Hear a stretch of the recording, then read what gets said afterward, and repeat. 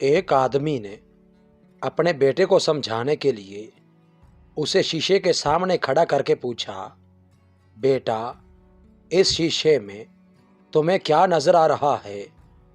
बेटे ने जवाब दिया, अब्बा जान, दूसरी तरफ लोग नजर आ रहे हैं।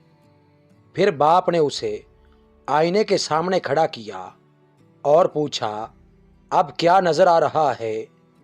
बेटे ने जवाब दिया, अब्बा जान, अब मुझे अपना चेहरा नजर आ रहा है।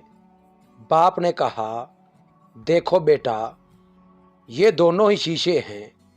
एक पर चांदी का मुलम्मा चढ़ाया गया है तो उसमें तुम्हें अपना आप नजर आ रहा है, और दूसरे पर कुछ नहीं चढ़ाया गया तो उसमें से तुम्हें दूसरी तरफ लोग नजर आ रहे हैं।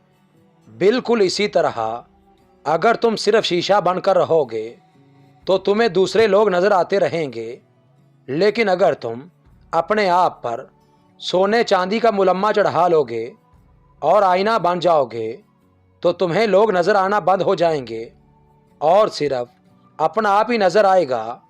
और अपना आप नजर आने से इंसान में तकब्बुर बढ़ता है। इसलिए हमेशा शीशा बनकर रहना, ताकि दूसरे लोगों के दुख, दर्द, गम और तकलीफ़ें तुम्हें नजर आती रहें।